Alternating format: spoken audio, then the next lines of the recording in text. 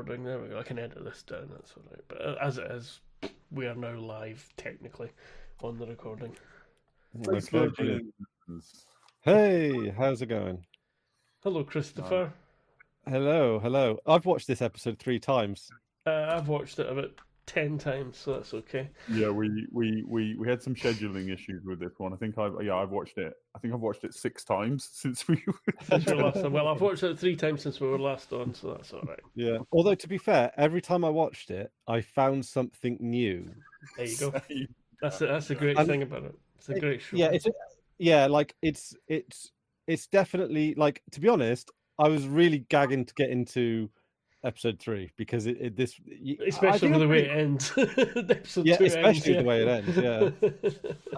We're cruel. Yeah, like, we're cruel to you, Chris. That's what it is. Yeah, because the thing I picked up this time around was, the guy that was siphoning off water. Yep. Yeah. I kind of realized that Miller let him go to basically stick it in the eye of that arrogant human person, the Earth person. I know what you mean. Who was being a bit racist towards the Belters. So he was like, you know what? I'm not actually going to bring the Belter in because I hadn't noticed that. Yeah, I think he it's just him. Like, he's not uncompassionate. He's not an asshole. Like, he's a bit rough sometimes, but he's not an asshole. So I just thought it was him, just being him. Yeah, just letting the young guy go for, because he did some stupid sort of thing. And you're right that would have fed into it, though. That conversation. Yeah, that makes sense. Yeah, and also I like that his partner was given the cactus because, of course, in a place where water is somewhat rationed, cacti would be like really common as desk plants because they need such little water to survive. Yeah. And they help a little bit with scrubbing the air. Yeah, and actually, I even kind of like the detail. Sorry, I don't know if I'm bouncing around a bit too much, but I'm just like picking out the bits where, like, Miller was in the shower and he was shampooing his hair. Yeah, and then he ran out of his water ration. And then when he was investigating the young woman's apartment, is it Princess or from Earth?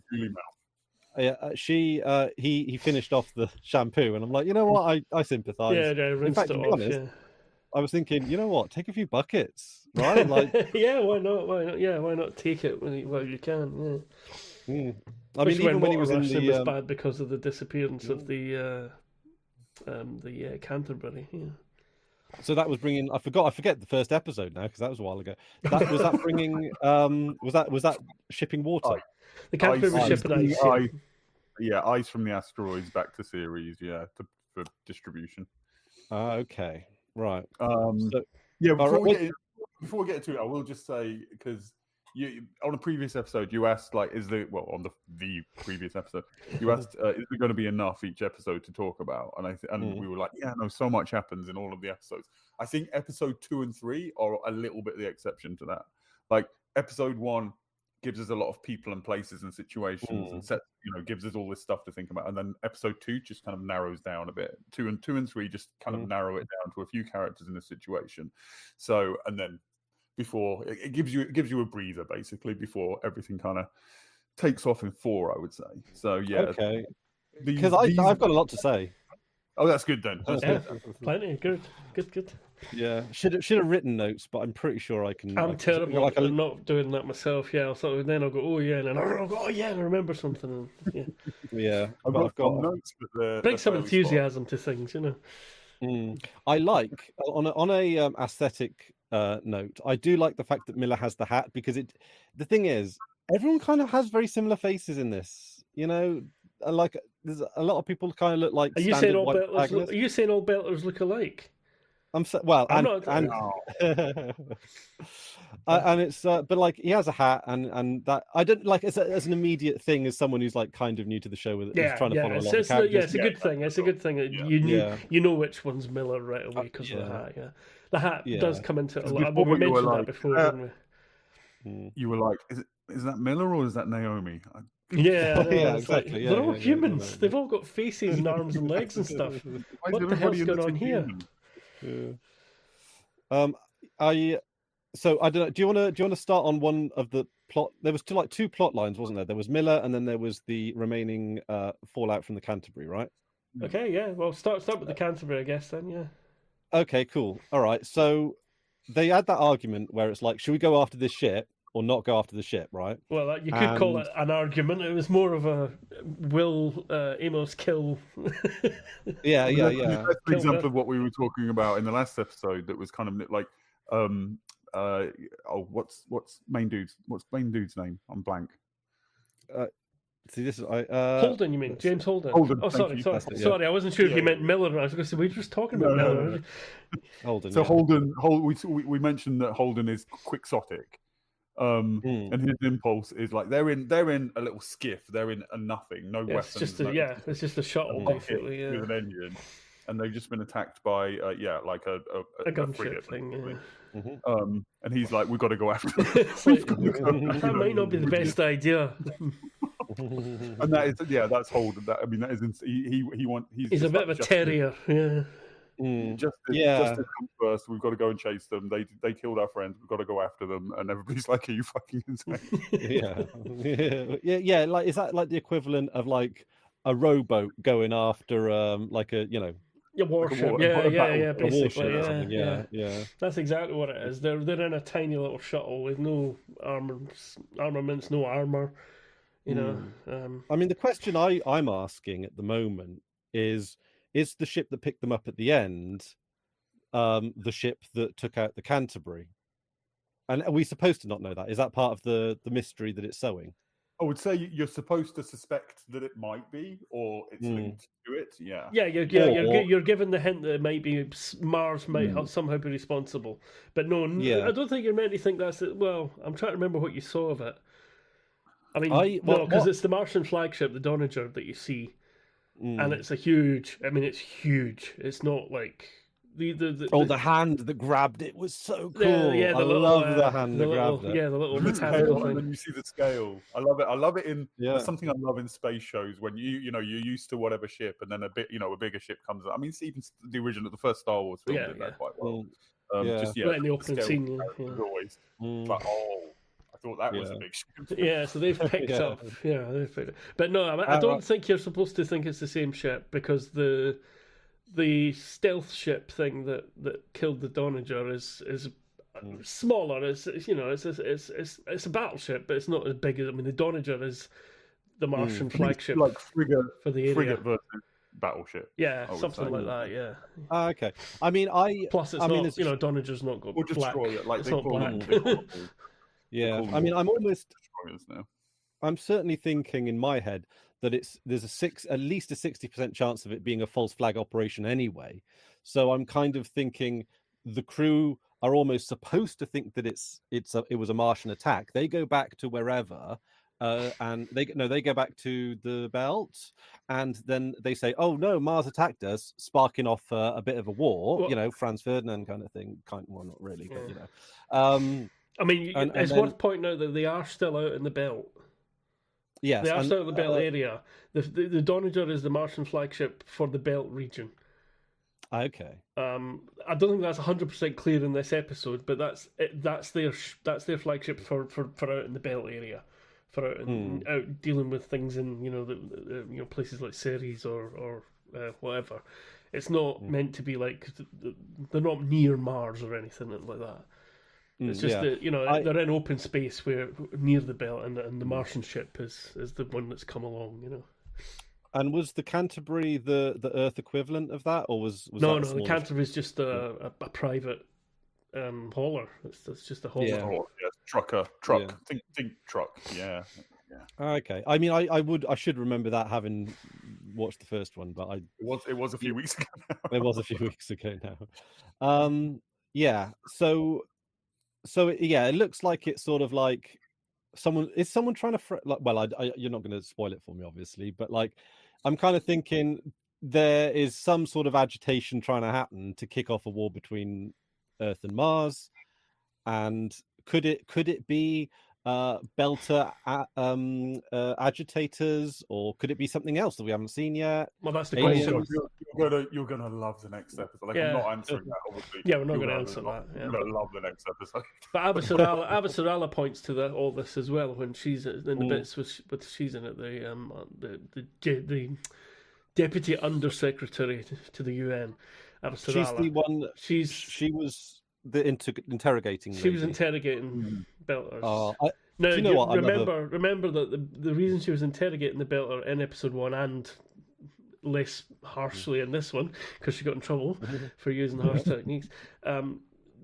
She's investigating the Belter for having stealth ship components smuggled. So this is I'm not going to say, I'm not going to give you any answers. I'm just pointing these are the pieces that we have at the moment.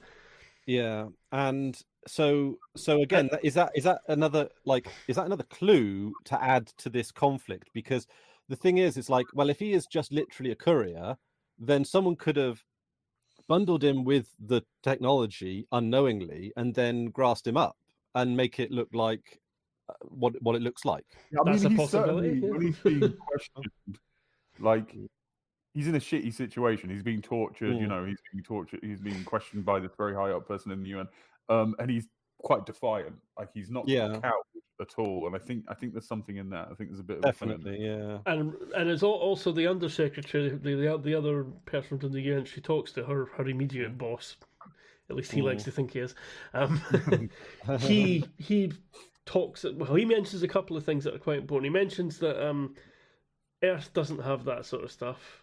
Only Mars has it, which is another brick on that theory. But he also talks about the Cold War between Mars and the UN. But Avasarala says it's not a Cold War anymore. Says it in the same. I love it when she's just like, it feels like something else now. Yeah, something. Yeah, exactly. Yeah. Yeah, I gotta be honest. I love Avasarala's voice. Like she's great. She's it's. I don't think it's too much of a spoiler to say at some point in the future, because I think it's probably the third series or something, but Amos meets her and Amos is like, hello. I mean, they're only in like, but the scenes with her and Amos interacting are just fucking wonderful. Yeah, they're not massively important to the story, but they are. Amos is like, yeah, she's an older woman, but she's a sexy older woman. Amos being practical as ever. Like she's, amazing actress. She's got a shit ton of presence. She's one of those actors. Yeah, she jumps out the screen at you. She really does. Can't remember her name. Like she has, she has. Shori Agadashlu. I think that's how you say it. Shori. But also her outfits and her jewelry. Every scene she's in, I'm looking at like what she's wearing. Yeah, she's always yeah. Wow, I'm just looking at her filmography. It's big, it's long. She was in The Penguin. She was in Assassin's Creed, several Assassin's Creed games. There's the Expanse Telltale game. I was looking because I'm sure Star Trek Beyond. So she'd be. But I was looking for Mass Effect 3. Yeah, Admiral Shal'Aran. Really? Vast Tombe. That's where I recognize her from. Interesting. Yeah. So folded it. And also at the beginning, did you say she was in a penguin? The Penguin. What? Yeah. And the Penguin Batman series. And also Kung Fu Panda, the Dragon Knight. Cool. Like, I mean, she's very versatile considering she's got such an iconic voice. Are these just ones you recognize? Is she more a voice actor, or is she? Because she's got such like. There's a lot of video games here, but also a lot of those are mostly more recent though.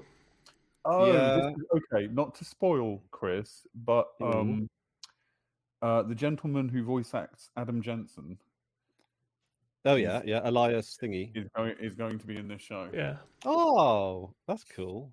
And I think his name. It's Elias something. I think his voice actually does sound like that as well, doesn't it? Elias Tufakis, right? Yeah, something like and he actually plays. I don't think this is his one. He actually plays a Deus Ex kind of character. Oh, that's good. Okay, I see. This is it. This like the Expanse seems to be very like referential in a way that I really like. Like yes. And in a lot of aesthetics and stuff. Anyway, right. So sticking back on because I want like when I say the aesthetics, like a lot of that. Before you move on to that, because I agree with that. It's referential, but it's just like you'll just notice. It's not. Do you remember this? Do you remember that? It's just exactly. Yeah. It fits and it's not jarred in. Mm. You know, and in many ways it makes it feel more familiar, like it is familiar to the characters Well, like as well. you say, Like Avasarala being in Mass Effect, I didn't know that. Yeah, yeah, that's cool. That voice just sort of so I gotta be honest, the and also is so yeah, the guy also the guy was losing his oxygen, right? And he was getting into the Alex was, yeah. he was that's it, yeah. And he was lightheaded. Then the medic came in and very kindly basically sacrificed half of his air. Yeah, he did a buddy breathing thing with him. Yeah. I mean, risking his life. That was yeah. I think his name is Shed. Sorry, I was just about to say that. Shed, yeah. Yeah, Shed the medic. There's 5 of them left from the Canterbury. Yeah. He's obviously now. The fact that you said Shed rather than Shed makes me think that he's not a main character in it. No, Shed. He's a valued member of the crew. We love him all the way through. He's the sort of going to die next episode. He's going to die next episode. He's excellent in season 5. What are you talking about? Oh my god. He's too good. He's too good for this world. I know it. Right? Someone who's willing to... because when you've seen him before, he's been a little bit... selfish, cowardly is probably too strong. Yeah, he's sort of because he's the dude who's talking about the arm. You know, the dude who lost the arm, and he's like, you can get a belter made, blah blah. And the impression is he doesn't really care about his job. He's more interested in what the drugs can do. You know, So when he shares his air with it's Alex. What's his name? What's the Alex? Thank you. Because when I say I'm just terrible with names. He shares his absolutely with Alex. That surprised me. Even first time. Okay. So it's like day to day he's a bit but like when it actually matters, when the shit hits the fan, and it's when he gets a bit of prompting from Holden. Do something. You're the medic. Do something. Yeah. There's something you gotta scrape down a little bit, but there's a heart of gold in there, you know. Yeah. Well, maybe silver. A silver, okay. We also saw was it who was it? Was it Jim or Alex or Amos that no, it was Jim, wasn't it? With at the beginning where we saw him with Ava. You know, whether she was doing the thing with the coffee. Oh God, I forgot her name. Addie, that's yeah, she's the woman. I watched. It was on my third rewatch where I got curious enough to be like, because every time I watched it, I was like, "Is that a real thing? People put match heads in coffee to make it taste better? Is that a real thing?" And I googled it, and apparently it's a real thing. So what does it? Sulfur or something, is it? It just the sulfur in it. Nobody was quite clear on the mechanics of it, but yeah, if you put match heads in shitty coffee, it just makes it taste a bit better. I don't drink coffee, so I have no idea. No, exactly. I mean, nowadays we're in a pretty good spot when it comes to coffee. Like coffee's not capitalism's got some benefits. Is that what you're saying? Yeah. If you're out in the belt, you've got to get it from Earth or maybe Mars. So, yeah, it's probably I'm guessing times are a little harder for them. Yeah. But we are. I got to say, I like the taste of match heads. I did used to suck on match heads because that sulfury flavour is quite nice. Sulfur. Oh, okay, yeah. I'm going to say nothing else on that point. What's your favourite brand of glue, Drew? Yeah. Okay. So in art class, we used to huff spray mount because art class is sometimes quite boring. So we just used to get a bag, just spray mount in it, and then we're just like, oh yeah, no, great lecture. Really enjoying the Yeah, you do tend to huff. Don't go to art school, kids. Look what it can do to you. No. Don't abuse solvents, kid, or don't abuse solvents, for God's sake. That's another thing. Oh, I'm thinking of that meme. You know, the space age meme. The world if kids didn't want to huff solvents when they're bored. Yeah, we'd be in space by now. So yeah, obviously, a lot of the episode was getting the character. Like, I feel like a lot of the characters on the ship, the little ship, the Knight, is that the little boat? The shuttle's called the Knight. Yeah. The Knight. Although I it's now feel quite like buggered up, isn't it?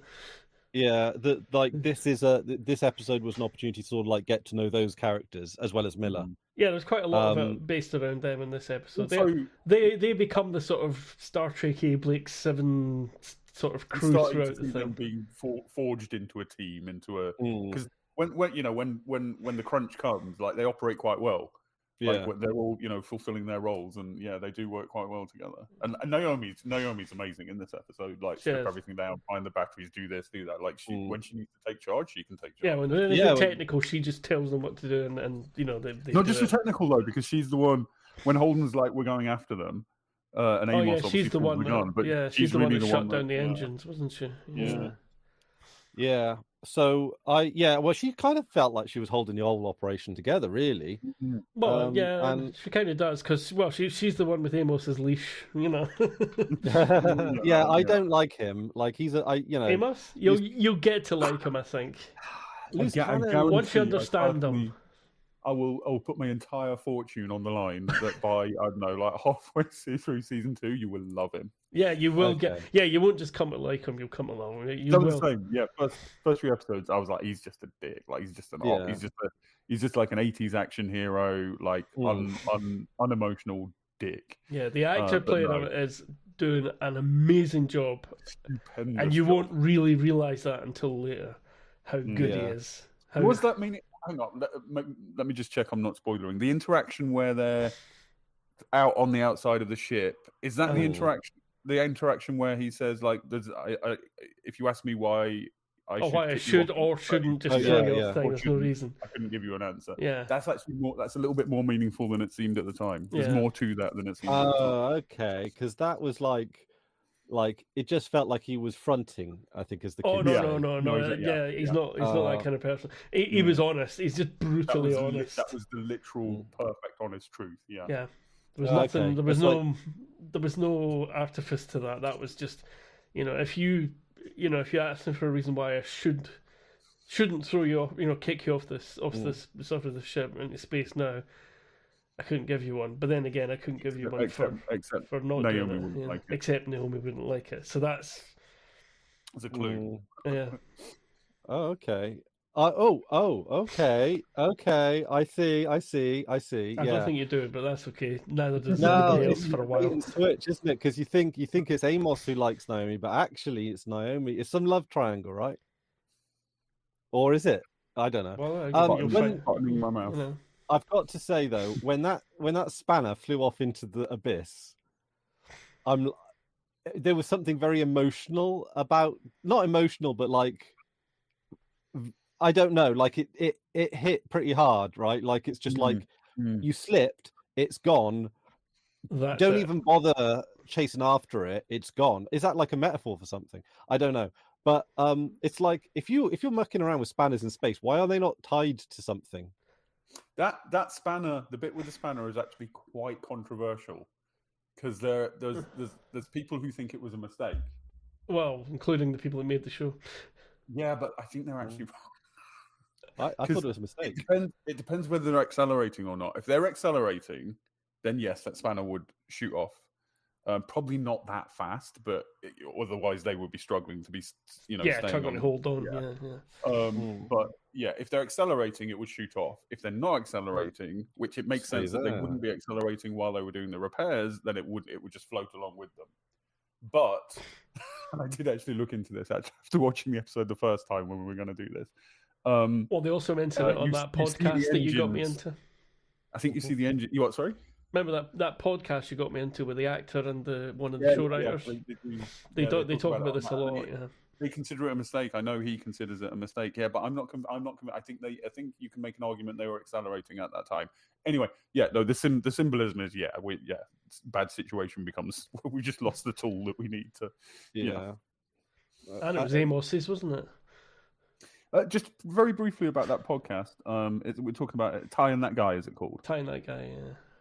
I think in the very first episode, because he talks about, and I think it's very evident watching the show, he talks about, because there's a lot of stuff. I mean, anything creative that somebody can make is influenced by what went before and the things that you like and the things that influence you, right? And usually, like the bourgeois thing to do is to hide that.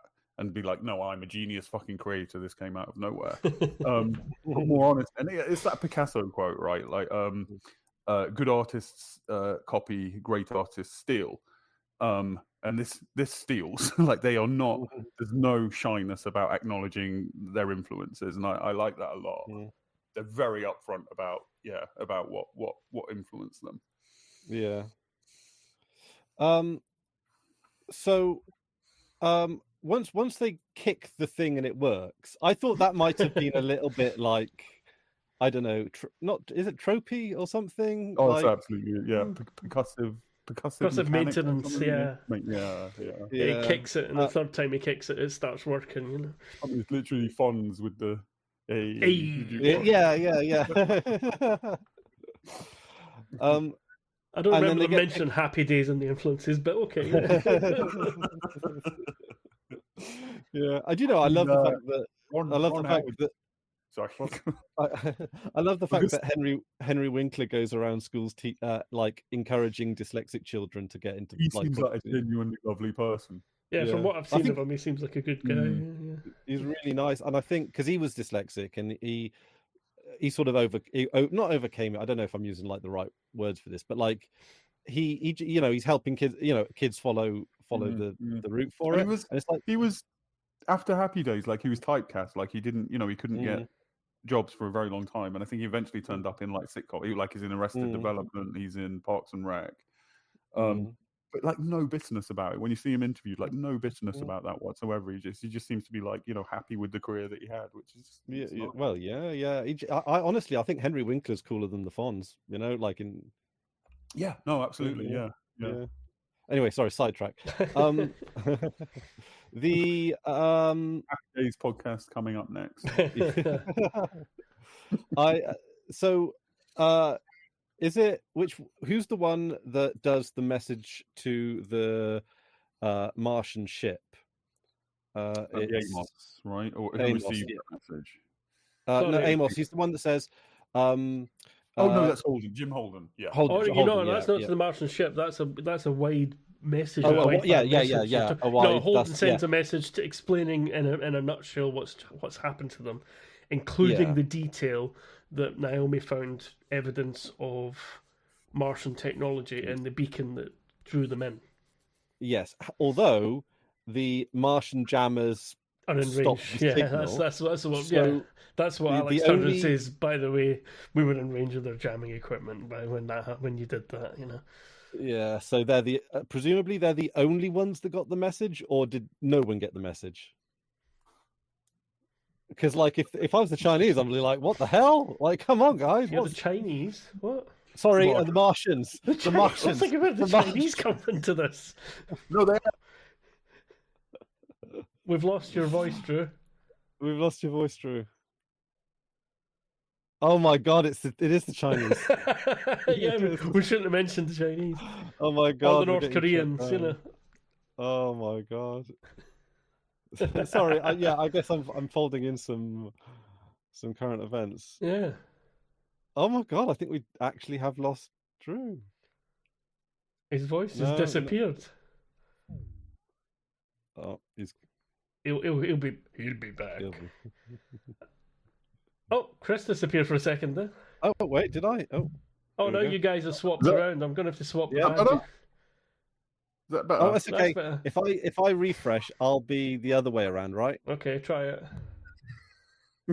I'm sorry about that. That's all right. Your voice just went, and we're like, whoa. Yeah, it was just Jitsi. Microphone's fine. Oh, and camera. There we go. Right, we've all got it correct. Yeah, just so that in case you didn't realise, we all have a badge related to the show. I've got the OPA badge. Drew has the Martian Congressional Republic flag, and Chris has the United Nations flag, which represents the moon and Earth. I get the moon. You get the lunar. You get one moon. We've got tons of moons. No, Mars only got two, and they're that's more than tiny one. little rocks. Let me do the maths. That's double one. Yeah, well done. Yeah, and more than tons as well. I was good. Tons of moon. Yeah, it's got two for now. Yeah. Oh, spoilers. Don't tell them about the Death Star that comes up. That's no moon. That's the moon. Yeah. So okay, yeah, right. So the Martians. Oh my God, I'm gonna say, because in my head all I'm going is, don't say Chinese, don't say Chinese, don't say Chinese. Apologies to any Chinese viewers. Chris has got something against you. Don't know what it is, but Drew and I we're very happy to be. He does. He hates the Chinese. Yeah, he hates the Chinese. Don't know why. Oh my God! He'll start being Nazi soon. He'll start. Oh my God! It's just at a shop, but he's got all his Nazi memorabilia just over that other side of the room there. I'm trying to remember hello in Mandarin. I'm trying to remember it. Ni hao. Ni hao. Ni hao. So, anyway, so the Martians pick up the guys, and I'm assuming, so they're not going to get executed on the spot, right? Because that would be a diplomatic incident, right? They're going to be taken as political prisoners. No, executing belters. That happens all the time. Yeah, they could totally get away with that. They could get away with that. However, it's worth pointing out that there's 5 people on the night. 2 of them one of them's from Earth. James Holden's from Earth. Alex is Martian. No, that's true. Which is worth mentioning. I think we already found that out briefly, but it becomes more clear later, obviously. I'm not entirely sure about Shed. I think he might be an Earther. I think he is. I don't think we ever hear explicitly, but he feels Earthy. He feels Earthy, yeah. There's a good reason why we find out the first 2 are from Earth and Mars later on as well. Yeah. But and then Amos is mysterious. Amos is mysterious for now. We'll leave it at that for now. And Naomi's definitely a belter. Okay. So you've got people from all 3. They're working out of the belt. They're working out of series. I'm not sure how much them being. I mean, the Martian thing's gonna matter. I don't think as viewers, we learn that Alex is Martian until the 3rd episode. So Chris has got a little bit of a... sorry, I thought we did. I thought they mentioned it briefly. I mentioned it in the previous one. I don't think it's spoilery to learn that. No, not. But the point is, they're not all actual belters. Is the point? They are from planets as well. Well, are belters slimmer than? Well, they've got various things that are more that show them out to be belters.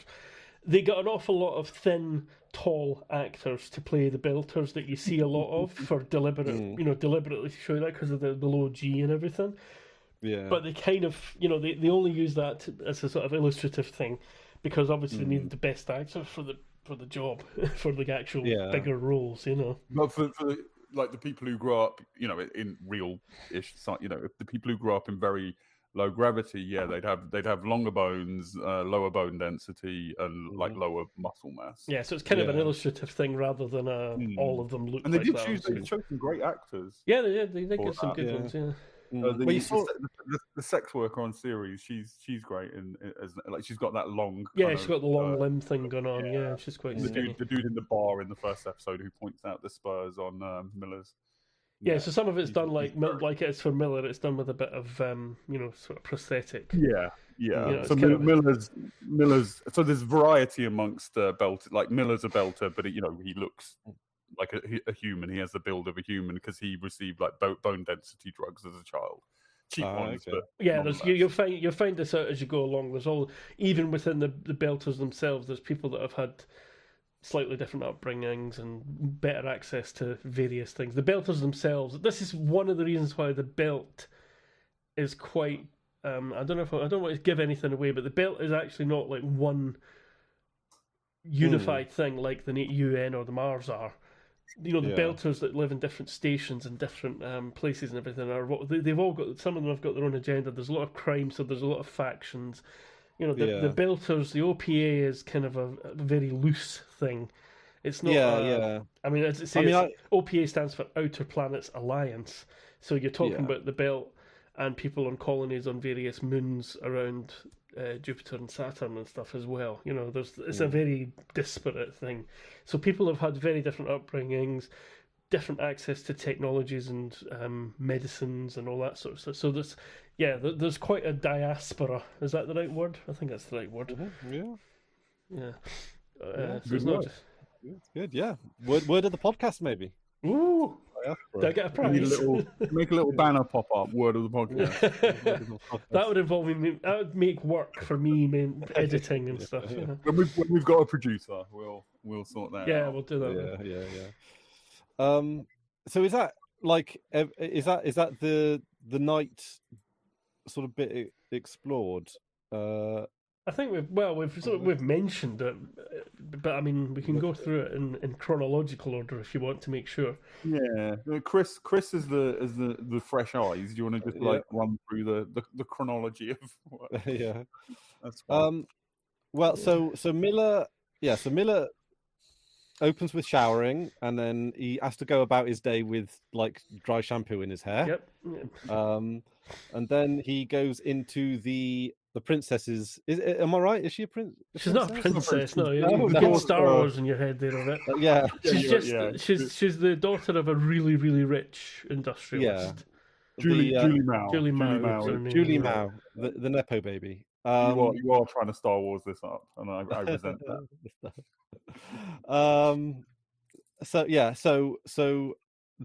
So Miller goes into her apartment and he uses presumably a voice changer and the passwords to access. I love that bit where he's just going. I can't remember, like boots, beans, bees, bears, whatever he says. Yeah, he just says little phrases over and over until the voice thing catches her voice. Yeah, works at her voice. Well, it does do the Expanse is guilty of doing the modern sci-fi thing of transparent screens, which is stupid idea.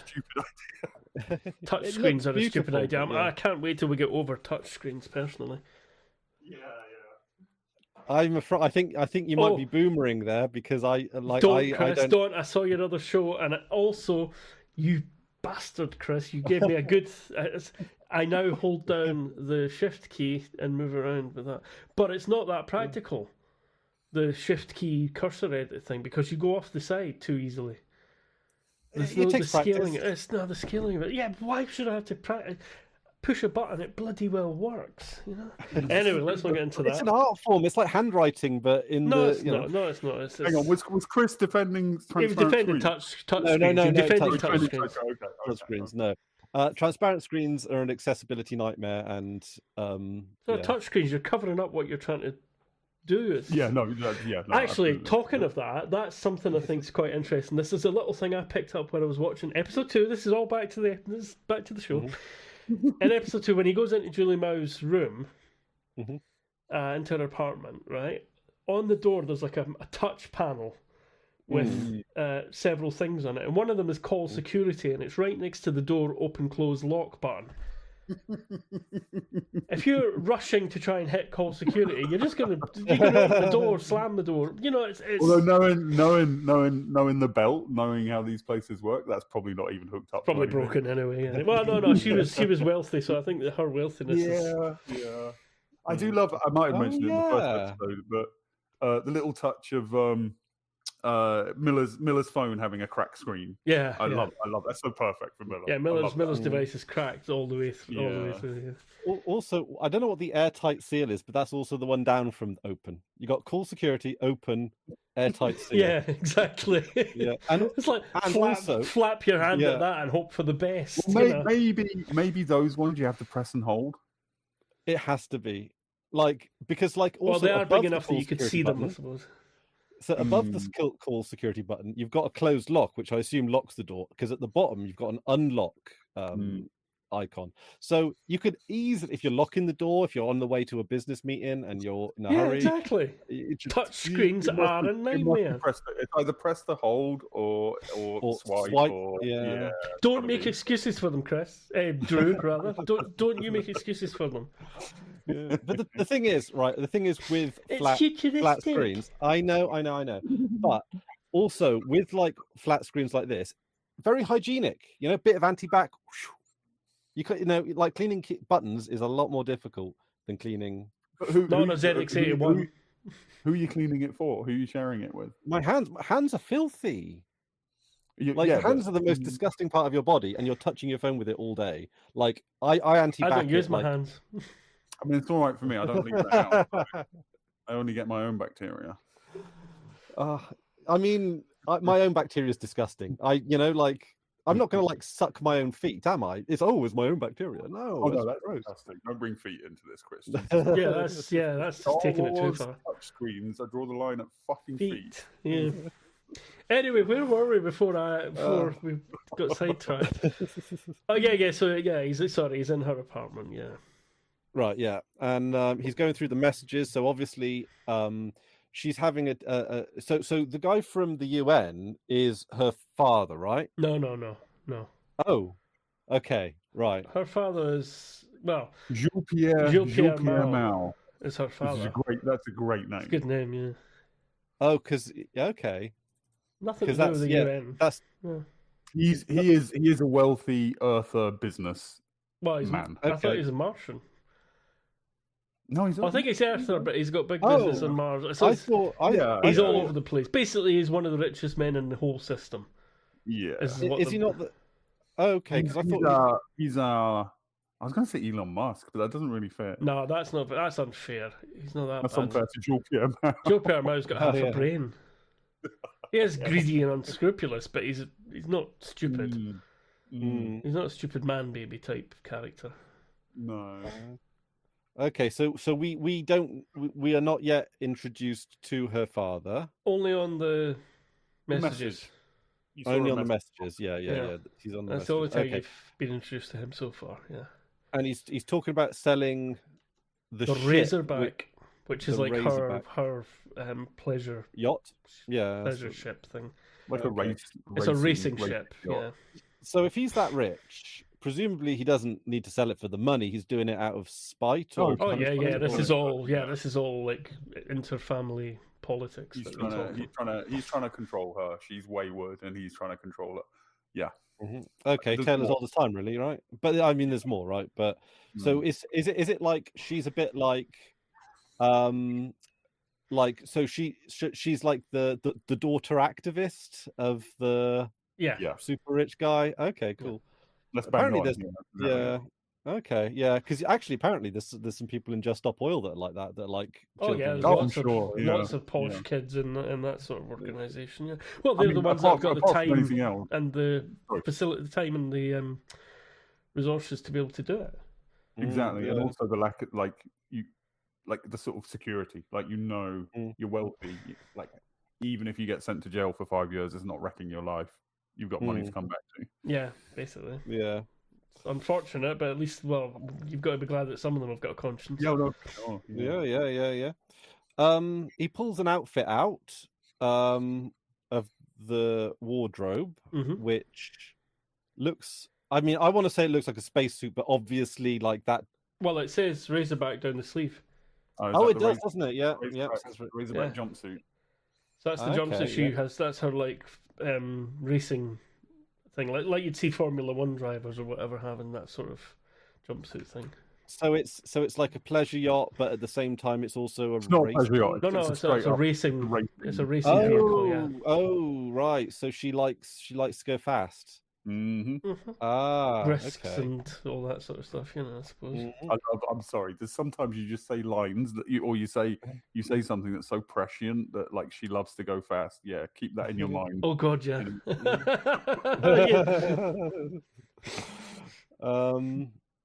Yeah, and then so then there is the torture scene, not the torture scene, the softer interrogation scene. Yeah. Because he's in the tank because the tank gives him some buoyancy. The belter guy isn't being hung up in full gravity. Then he's in a tank with a breathing mask. If you've got like reduced bone density and muscle mass, is being in water going to kind of crush you a little? I don't know how much pressure there would be in a tank though. The tank's not huge. Yeah, I think you're better off than being. You're better off than just hanging. So you're definitely better off hanging from the armpits. Yeah, I suppose so. Yeah, but you're right. I mean, I think you're probably right. There's probably some discomfort to that as well. Yeah. Well, I mean, he's on the planet at all. So I do like the way he addresses her. Like, there's no subservience. He he's speaking to her as an equal. Like she's speaking to him, not expecting that, and he's speaking back to her very much as an equal. Because like I wasn't getting the vibe that he was just a courier, because it's like if he was a courier, he'd be a bit more like, well, he wouldn't have killed himself on the way in the prison ship, right? He'd just be like, what the fuck's going on? Like, you know, there's one little bit in the episode that I don't like. There's one sort of line that I don't like, is when Avasarala's sort of secretary or whatever like explains, like he used Earth's gravity, he threw Earth's gravity back in our face, our faces, through their faces, because we've said this to treat you like an idiot, and that's a little moment where it is treating you like an idiot. I think that was unnecessary. Yeah, I suppose so. Yeah, like it just a bit of direct exposition there. Yeah, they don't do much of that in the show, and I think that might have been one that got through. Yeah. I mean, it's still finding that beat. It's not like I hate it because of that or anything. It's just a little thing. Yeah, you didn't have to explain it that in so many words, as it were. I do like the fact that she's being more sympathetic. You know, I'm sure there's a mother out there that wants to see her boy again, type of thing. Like that kind of. I know, and I see that as that's an interrogation. Yeah, I see that as just manipulation, personally. Yeah. At this point, particularly. Okay, yeah. Avasarala's got, Avasarala hasn't changed between episode 1 and 2. She's not that much. She's hard. She is, she's still a hard woman, Yeah. And I mean, the undersecretary even says that something to the thingy that she's third, she's third in command. She's 2 heartbeats away from being in charge of the UN, but she acts like she's responsible to no one or something like that, something along those lines. And it's she is her own. She's a force of her own, basically. Then we got the scene of Miller in the I want to say the Citadel, but it's not the Citadel. It's all the Mass Effect stuff is going to go over him. I just about remember. I thought you meant Half-Life 2. Sorry. Oh no! This is a Mass Effect thing. Yeah, I get a lot of but I love Mass Effect. I think I know you're not so big on it, Drew, but like I like the universe. I find the universe very engaging and interesting. Anyways, he's in the. Sorry, Drew. No. I was just going to say they're in the sort of utility areas of the series station, aren't they? That's where they are. Oh yeah, the posh areas. Yeah. No. I thought you meant before that, when they're like tracing the water pipes and stuff. Oh no, the bit where they're talking about it. Oh, sorry, before that, right? Yeah. With the ambassador guy, or I'm not sure what he's meant to be. If he's meant to be. Yeah, can you remember what he is? Sure. I don't know if he comes up again or comes up. No, I don't think he comes up again. But you get the impression he's an Earther. We're talking about the dude who you talk to in his office who gives the cactus. Baldy guy. He's an Earther because there's a UN flag in his office. Yeah. Oh, but I think there might also be a Martian flag, actually. What's the red one? I mean, he's definitely some kind of like government function. But whether he works for Ceres or whether he works for Earth, or I'm not quite clear on. I kind of get. Well, he's obviously not a belter. Let's put it that way. Yes, whatever he is, he's not a belter because he talks down to the belters. Yeah, I think he's like an elected official or an ambassador or a. Yeah, he seems to be some sort of council type. He'd be like a councillor. Yeah. But the way what's Miller's partner's name? The one. Is it Havelock? Havelock. Yeah. Havelock. Yeah. Havelock. He's he's a younger person coming into this situation, like saying maybe if everybody had this view, they'd respect it more, and like you're on his side when he's saying that, but also there's a bit of naivety to that. As well. Yeah, but it's like rolling his eyes. So this is the first symptom. Well, the first symptom of the Belter people just siphoning away too much water. Yeah, but they're stealing so much water that it's being noticed. Yeah, it's being noticed. And this is in this episode. I don't think I picked this up first time through, but it's in this episode. So what's happening there is that the local gangsters have all gone somewhere else. Yeah. The Griegers, as they call them, which are one of the OPA factions. Yep. they've gone somewhere else. So these kids are moving in, and like the Griegers would have done it a bit more carefully, be more subtle about it, to swapped it around different pipes, that kind of thing. Yeah. Whereas this kid's just like, way, and siphoning off an entire Water. supply. Yeah. And I've got to say, I love that kid. I love his. It's such perfect teenage defiance. Yes, Every moment, like throwing the water at him and banging his head against the wall, and just that bravado is perfect. Yeah. And then he lets him go, and like you're supposed to almost be shocked, but then when you join the dots, you kind of realize, he's annoyed at him because he's like giving he's giving ammunition to the bigots, right? But at the same time, he doesn't want to give the bigots what they want in terms of what is basically a collared belter siphoning off too much water. Yep. So he lets. I think first time it's difficult to remember that moment surprising me, having watched the whole thing. But I think first time too, I was surprised that I thought the same thing Havelock thought. He got the knife out. I thought he's gonna gut him or something. Yeah. Well, that was another option, because if he gutted him, then it would kind of disappear. No one would know. It wouldn't be, it'd be more discreet. So that would have been happen as well. Yeah, that might be a more. It might be a darker way to sort of. It's not Miller. That's not how Miller works. No. And I love aesthetically. I love it when he says, what does he say? Like leave to Aqua. Yeah. Leave to Aqua alone. Yeah, he speaks to him in Belton Patois. Yeah. Leave to Aqua alone, kid, or something like that. But the actor, I can't remember the actor name, but the actor who portrays Miller, I think he just does a perfect. He acts in an unusual way. He's not Thomas Jane. Sort of, he's not just like cut and paste. The way he acts is a little bit of personality. You know what it is? It's a bit like Jeff Goldblum. He's a character actor who's got a bit of himself in everything, but he's still and very naturalistic as well. Very naturalistic. Hasn't become a parody of himself, because Jeff Goldblum's just become a parody of Jeff Goldblum to some extent. But it's There's similarity in that. I also think a little bit. It's not great, but Cisco in Deep Space Nine, like slightly odd, but loved it. Avery Brooks. I'm an encyclopedia today for some reason. It's not like my memory to work so well, actually. It's weird. Yeah, but I mean, so it and also like he actually goes out of his way to explain why he's going to let him go. Almost like he's like, he explains how the Grigos done it. He explains. Yeah, it's almost like he's giving him a way forward to keep doing what he's doing, but not. So go, don't stop what you're doing, but don't do it so blatantly. Is essentially what he's telling the kids. Yeah, be smarter. Yeah, be smarter. That kid does recur. He comes back later. Yeah, he comes back a lot actually. Yeah, he's very interesting. He's a good character. And the relationship, and he changes as we go. Ian Miller is beautiful. Oh God, I've just remembered. Yeah. It's a father-son. Anyway. Yeah, it is very good. Rewind slightly when they're tracking down the water loss, and they're on the lift with the pipes, and they're with that worker. I like that bit because first of all, you just see that there's labour on this station, the straightforward labour who are maintaining this place, and they know it inside out.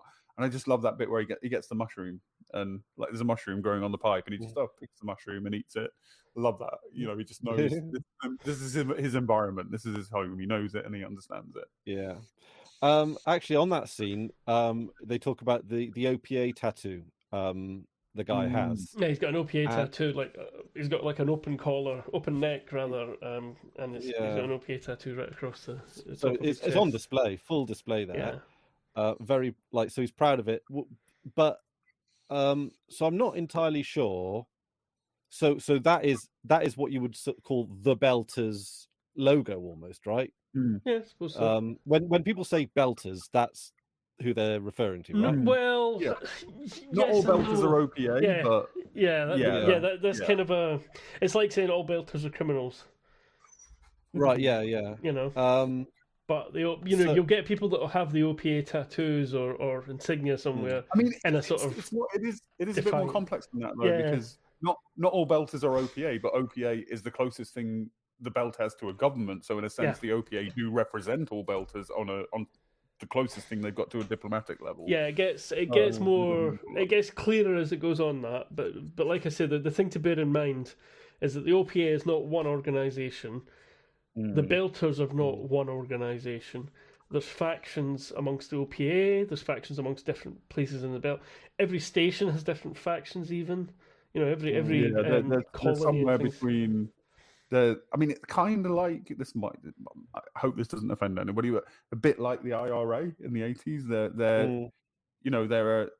They're a criminal gang on one level. They're a terrorist, / freedom fighting organization on the other, and they're at local government at the same. They're all of these things at the same time. Yeah, that's fair. I think that's fair enough. Yeah, as I say, hopefully, we don't intend to offend anyone with that, but it is a fairly good representation. Or if you think of, was it the Sandinistas or something like that? Something like that. Again, you've got this where they're illegitimate in some ways, but they're also they've got a legitimate frontage. They're basically essentially the OPA are the mafia and the government at the same time. That's essentially what they are. They are different gangs. Can I bring up something I'm curious about with the tattoos? Because he says, because Havelock says that's what you're that blatant about. He goes, your boss lets you wear that. And he goes, well, he's got one the same. He's got one too. Yeah. Okay. Sorry, Drew, on you go. Yeah. So this is just for Hamish, really. I'm sorry, Chris, just for a moment. Okay. He's wandered off. Chris has disappeared. Everything's going wrong. Okay. I just refocused my camera. You can do it. Okay. I'm just closing the curtains. Okay, so there's the leader that we meet later or one of the leaders of the OPA, whose name I forget, who's portrayed by that amazing actor, and he's an amazing character. And he's an older OPA dude. Yeah, there's a scene where he kind of he shows his neck, and he's got this scar on his neck that is like a burn mark from wearing a spacesuit and a helmet for like too long or in the wrong conditions, poor quality equipment. Yeah, his neck is burnt around here, and a lot of the OPA, they have identifying tattoos around their necks in the same position, in the same pattern. Yeah. They have little marks that identify which faction they're from, where they're from, that kind of thing. And to me, I've always read it as like those tattoos are sort of like an homage to that from the early. Yes, I believe that's what it's meant to be, because Naomi has something like it looks like They never state that, but. I think you're supposed to put the two and two together from when when that guy mentions how he got. I always thought that, but I was never sure about it. But if that's how you're supposed to read it, I love that. I think that makes it feel like a real culture, a real thing, a development. I'm trying to remember his name now, and that's. He's great. I love I can't remember the actor's name or the character now because he wasn't in this episode. So I've seen him in a few things lately, and he's amazing in everything. He was in. Chernobyl as well. Chernobyl, I've recently watched that. Yeah, I forgot his name. I will look it up. I will look it up while we chat. So they find the water and teach the kid and send him on his way. Guy kills himself. The courier. Yeah. And then more on the ship. Actually, there is a scene with the Earth ambassador lady, Avasarala. That's it. She's not the Earth ambassador. She's the deputy undersecretary of the UN, which means she's third in command of the UN. There's the undersecretary is the other guy she talks to quite a lot, who's trying to be her boss and failing. And then there's actually, I don't think you've seen him yet, but there's obviously the Secretary of the UN, General Secretary of the UN. On rewatches, it always surprises me how I don't think you meet him in season 1, the General Secretary. All right. It's weird, isn't it? You meet. It's really late before you meet him. Avasarala is the one that you see representing the Jared Harris is the name of the actor, and it's Anderson Dawes is the name of the character. I would. He's meant to be in the show a lot more than he was, but he's just so he's so in demand they couldn't keep getting him. Basically, not as much as he went. Oh right. Yeah, he's meant to be in the show more than he was. I'd love more of him. I would. His charisma would work on me. I would join his faction. He'd join his factions. Yeah. He's very good. He's very Jared. Oh God, I forgot his name already. You'll see him soon, Chris. I know we're talking about a character that you've not really. Have we had a moment with him yet in the docs? No, I think that's next episode. Yeah, you're going to see him soon. Okay. Because Miller then goes to the someone at the shipyard to try and track down the Razorback. That's right. Yeah. And what does he find out? Is she in trouble or is she gone? Is he given her like? I've forgotten what's happened. You forgot that, right? He goes to try and track her via her ship, the Razorback. Mm-hmm. The dock worker guy says, that and sorry, can I aside? Sorry, just Jared Harris's dad was Richard Harris, the actor. Oh, I didn't know that. Who is also he was an amazing actor as well. Camelot. Very very well known actor. Sorry, let's go back. So anyway, yeah. So Miller goes to the dock master or whatever he is, and they're looking up all the ships trying to find the Razorback. It's not there. So Miller then finds out from the guy. Actually, I like the way that Miller sort of plays it. It's sort of two guys having a laugh, because the impression that he's given by the dockmaster guy is that Julie was like come on to by some guy and she beat him up. She just slashed his butt. And Miller sort of plays along with the sort of of this to get more information. It's quite an interesting. You have to see it to get what I mean, I think. But it's just the way he plays that's quite good. Anyway, so it's a stark contrast between another interaction with a dockmaster that's coming up. I think in the next episode, probably. I think it is, yeah. And that goes very differently. Very differently, yeah. I like how that shows Miller. If somebody's willing to work with Miller, he can be very personable and kind of a little bit socially manipulative. And then if it goes differently, he can go another way. And you'll find that out. Yeah. So Miller finds out from this, from keeping the guy talking, he finds out where she has gone, and she went onto a ship called the Scopuli and left the station. Yeah. Now the Scopuli, I don't know if you remember, is the ship that the fake distress call came from. That just got the Canterbury destroyed. Oh, right. Okay. Right. That stuff is so hard to keep track of. Yeah, it's very hard to keep track of because you get the names of the ships. And I mean, there is another. This gets more complicated by the name of a third ship that's involved later, but I'm not going. That doesn't happen yet. All you need to know for the moment is the Scopuli, because Holden says in his little message that we went to answer a distress call from a ship called the Scopuli. So he mentions the Scopuli in the message as well, which I think. Right. So Holden finds out. So Miller finds out that Julia has left on the Scopuli, and that's the last you know about it from in the ship. So that's effectively. Bear this in mind for the next episode. That's effectively he's done his job as far as Julie Mao cases, the Julie Mao case is concerned. She's now off the station. That's it. He can't apprehend her and ship her back to her father if she's left the station. That's basically the end of that thread for him at the moment.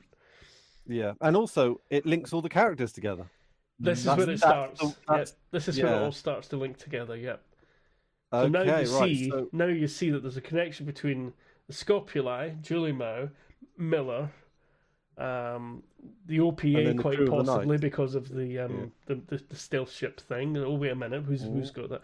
And is it Mars as well? You've got all these things in play. That's why it's quite complicated and quite confusing to start with, because you've been put into a situation with all these different factions and players, and you've also got, without knowing who's necessarily a good guy or a bad guy or whatever, obviously there isn't any such thing, but without you knowing, in a lot of TV shows they'll present one faction as the good guys and one as the bad guys or whatever, but you've not been given that option, so now you've been left with all these questions as to, well, was it Mars that blew them up, or is somebody stealing? Is the OPA stealing stuff from Mars to do this?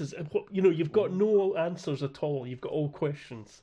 At But this it doesn't point. go down. It doesn't go down the route of like lazy ambiguity, where it's like, oh, sometimes they do nice things and sometimes they do mean things. It's everything everybody does comes from like material, concrete like reasons, and Yeah. you know, And the their own characters are rationale. not. The characters are never inconsistent, or they don't change on a dime or whatever. People change a lot. If you watch series 1, episode 1, series 2, episode 1, you'll be going, "Who the hell is that? Is that the same actor playing somebody?" But it all makes sense. I think I said this last time. It all makes sense. It all flows really beautifully from the start of the series to the end of the series. And people that come back for the next series have reacted to the series. That's the thing I think's missing from a lot of sort of, maybe not newer Star Trek, but older Star Trek, is like nobody's learned anything from one episode to the next, one series to the next. Not just Star Trek, but a lot of shows. It was almost designed to be syndicated. So yeah, exactly. Whereas this, you couldn't just pick out one series and throw it up on. You couldn't start at series 3 and say, "Oh, this is just the adventure of the week." It is a story that runs through, and that's probably what makes it harder to sell to different stations, because they can't just throw up any episode they want anywhere. You've got to see it, but it's also its huge strength is that it's a solid, well thought out, an incredibly well crafted story from start to finish. Now each series is kind of an enclosed story ish, but it all builds up in the greater storylines as well. Each season has its arc, but it's all part of a broader. Yeah. Well, that's good. Yeah, I suppose like this is a show made for the on-demand age, because a while back I watched The Crystal Maze, caught up with that as a bit of a nostalgia trip, and I couldn't really get a new through one, it. wasn't there? There's been some like new ones, the special ones and stuff. I was watching the old Richard O'Brien. Is it Richard O'Brien? Yeah, Richard O'Brien. Yeah, those ones. And Ed Tudor-Pole took over for a while. Yeah, and they were great, like as a weekly thing when you had a whole week's worth of stuff to like distract you from it. But when you watch them back to back, you realize that it's the same show, just with different people going through it. But I found that there's certain shows that just you can't binge them.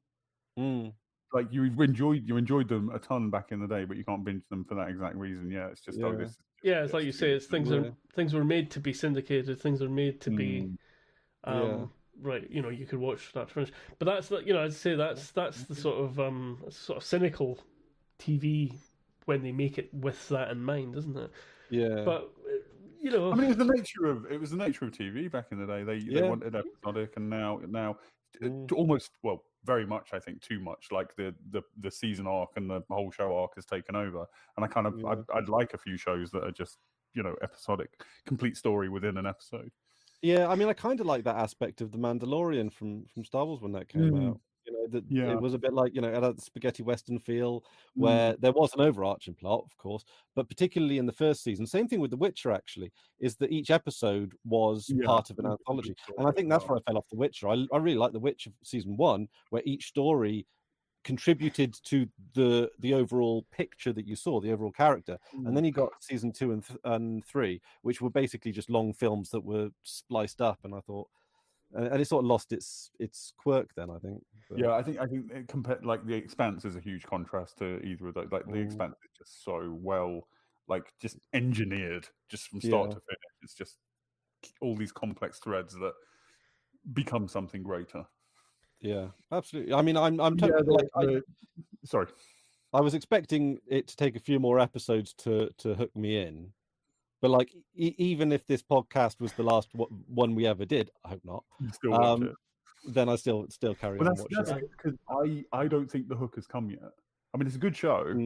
Yeah. But for me at least, the first hook, there was a bigger hook later on, but the first hook was episode 4. Episode 4 was the one where I was like, wow, I cannot not watch this now. Yeah. Do you know it's like season?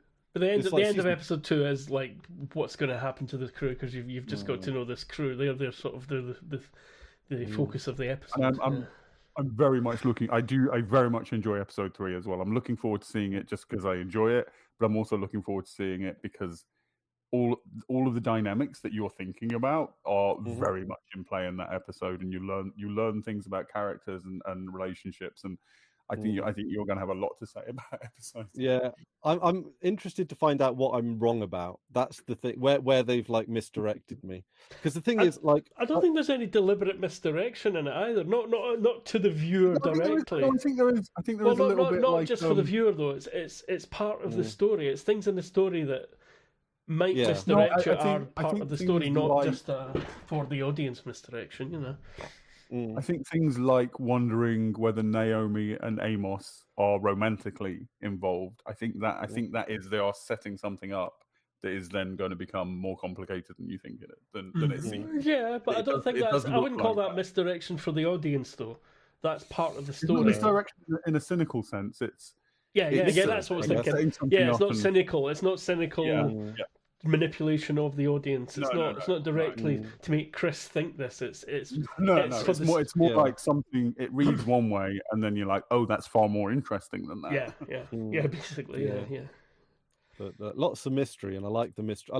It's been a while since I had a good mystery, and I like the questions, and I'm looking forward to seeing what comes up.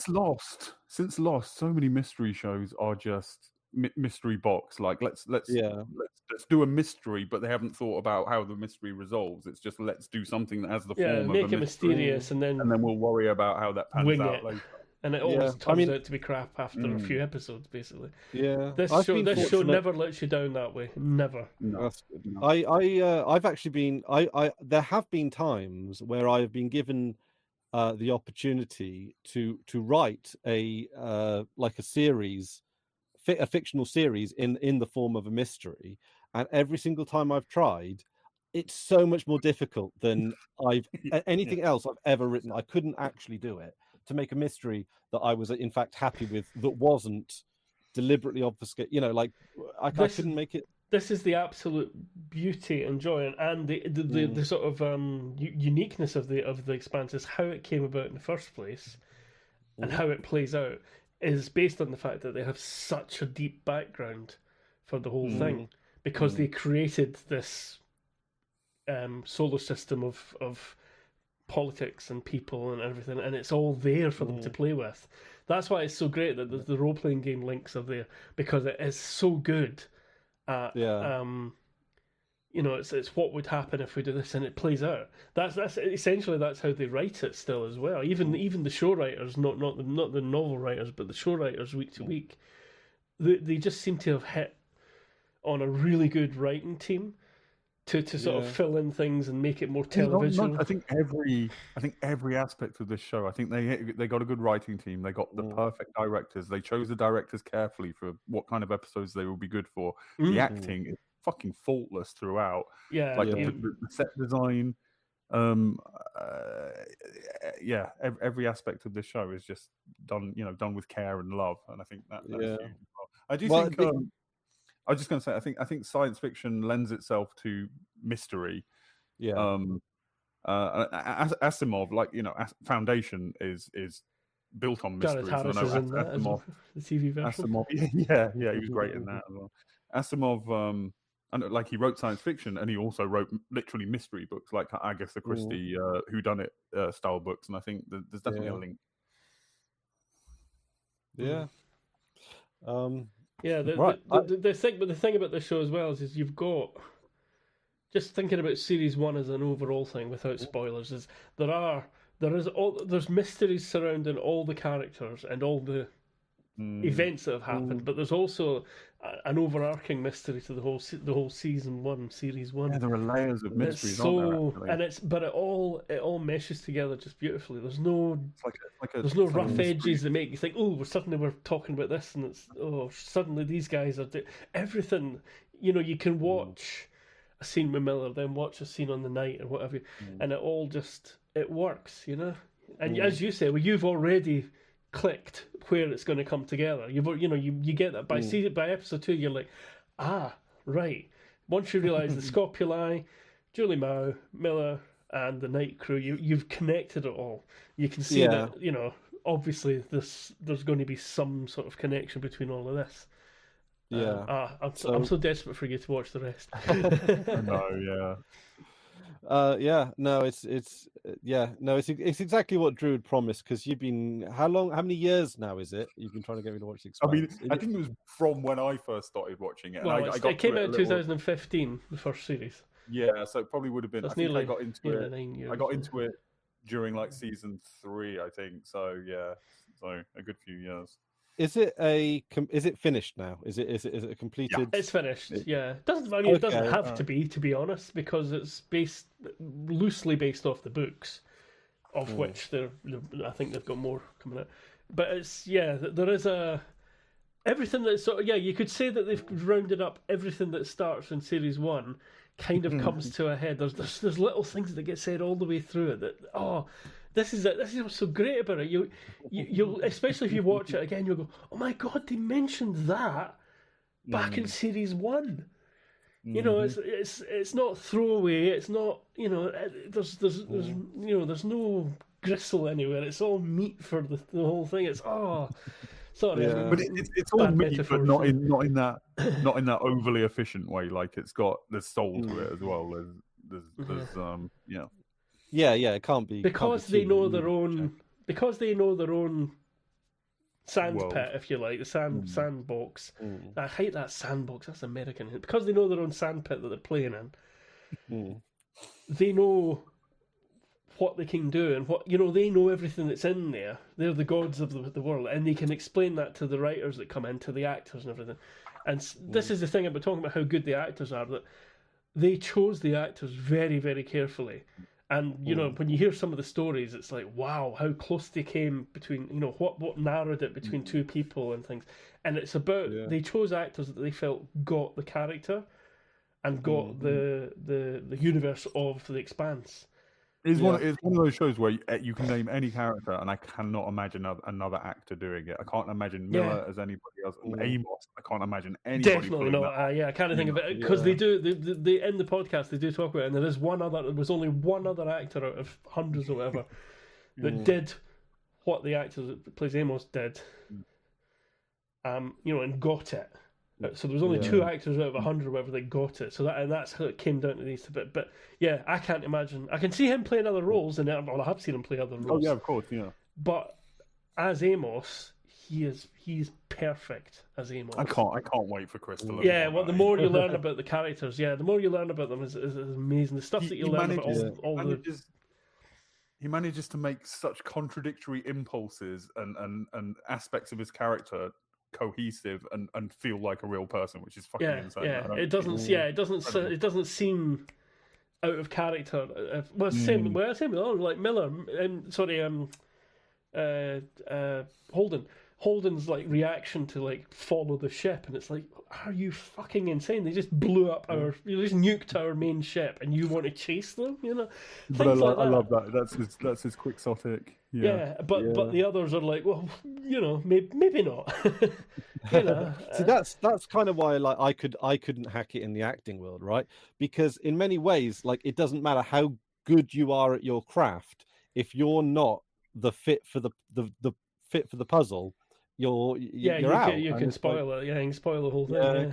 They do say that like an actor's job is really a professional auditioner. Yeah. But I can't even role play in video games. I can be me, doing my morals and my choice. If I go into a game sometimes and be like, oh, I'll play this evil, I'll play this, and I just can't fucking do it. I can't play the evil character. I sometimes can play like the good character that's naive and like the non-interventionist character that like bad things happen as a result of that. Yeah, I can notch it one way. I can be a little bit more gentle or a little bit more violent, but I'm essentially following. I can't. I've gone through games and gone games that have multiple paths, and I'm going to see the other paths. And when it gets to the decision, I'm like, I can't choose that. This is the right. Do you want to know something wild? Right, this is the only time in my life I've ever did this, and I could never do it again. In Deus Ex: Invisible War, you do a level in a school. And I've never seen in any other game a game where you can just shoot the kids. Like, I was doing a kill everything run. I think I was doing like a kill everything run, and then I hit the school, and then I did the school, and I was like, you know what? Nah, I can't do this no more. Yeah, and even someone... Spec Ops: The Line, is it? That's the one where it's quite. That's the one everyone That's talks like about. really. Oh, that's hard. Harsh. That's hard to play. Yeah. That's a tough one. But that's pretty much realistic. Stuff like this makes me think of, I can't remember. It was either one of the Fallout games or Skyrim, and when it came out, like you know the gamers, the kind of gamers that get called gamers, they were up in arms because you couldn't. Yeah, because you couldn't murder the. They were up in arms because you couldn't murder the children. And had this big campaign trying to petition, Bethesda to like, why can't we? This is a game about freedom. Why can't we? My freedoms. Second Amendment right to murder children. Yeah. I think I mean, that's the Chinese and the USA now done as well. Right, there we go. At least certain portions of the USA. I mean, I suppose, like, regardless of, I mean, obviously there would be like censorship rules in several countries that would probably forbid it, but at the same time, also, like, you kind of don't want it. You don't need it. Games. Why no? I mean, I don't have children, but I can imagine something like that would be really quite traumatizing to people with children. You know, like the worst example. You don't have to have children to care about children. Well, the parents always tell me, they say I'd understand if I was a parent. So I assume I'd understand more if I, Tell me to shut up if this is too much of a tangent. But the most shocking one of those for me was the game Battle Brothers. I don't know that one. And people, it's a turn-based tactical game where you play a band of battle brothers, and a lot of people were like, "Can you put battle sisters into the game? Can we have female playable characters?" There's a couple of female characters you meet in the game, and they are not portrayed well. They're portrayed very tropey, very misogynist. But yeah, so there's a sort of a bunch of people saying, "Can we have battle sisters in the game?" And the Steam forum moderator for that game, who is not a dev but who is sort of authorized by the devs, appointed by the devs, he said, and on behalf of the devs, he said, you can't put women in the game, because if you put women in the game, then obviously you have to put rape in the game, and that's just far too much. Wow, Christ, fucking hell! You can't have a game without, and they fell back to the usual, like, it's a realistic game. It's a realistic game. If you've got women, you have to have. It's a game where at certain points you fight like goblins and orcs and ghosts and skeletons. It's because of realism. You can't have women unless you can rape them. Well, this is the thing that my other podcast partner will have something to say about, I would imagine, because he's talking about. He says, "Why does it always, why is it, the post-apocalypse? Oh, let's get with the raping. Why is it always that? It's like the same with what do you call it? Medieval stuff. Like Game of Thrones and stuff. Why is it the raping?" And it's from the information we've got, it's not how things go. People in emergency situations work cooperatively. Yeah, exactly. This is what he talked about as well. Yeah, this is what Brother Voodoo. If you ever watch The Cultural Exchange, current episode has just been put up, incidentally.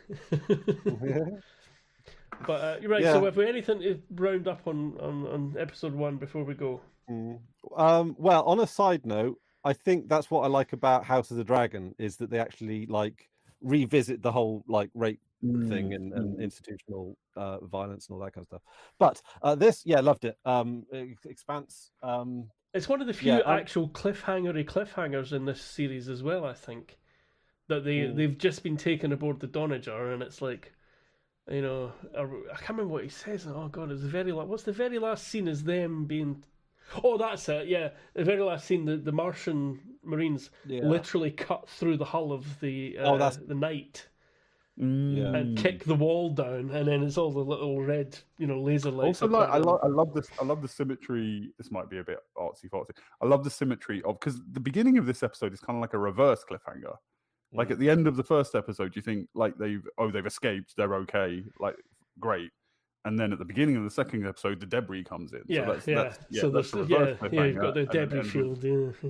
So it ends with it starts with we're great. Oh no, we're fucked, and then it ends with oh we're fucked. So the Martians are all like, don't move or we'll kill you sort of thing. Is the sort of final. They've got the lasers pointed at each. So that I don't know if this means anything, but they're all pointed like right where the tattoo gut was. I don't know if that's right I don't know there. if that's deliberate or not. I don't know. If that's Probably deliberate, not. Yeah. But I think it was for. It looked like that. I'm looking at the final scene now. It looks very cinematic. So I think that was just like they wanted a strong visual to end the episode with. Because you got Amos there who's looking like, and everyone's there going, yeah, everybody else is like, and Amos is like, That was the perfect Amos and everybody else impersonation. I love that. Yeah. Thanks, yeah. Well, then maybe I could have landed a role there. Yeah. Well, if they bring it back, yeah. I don't think they'd recast Amos, though. I think Amos would have to be still be the same guy. Wes Chatham. Love to see Chris as Amos. I think he's too soft. He couldn't do it. He's far too nice, you know.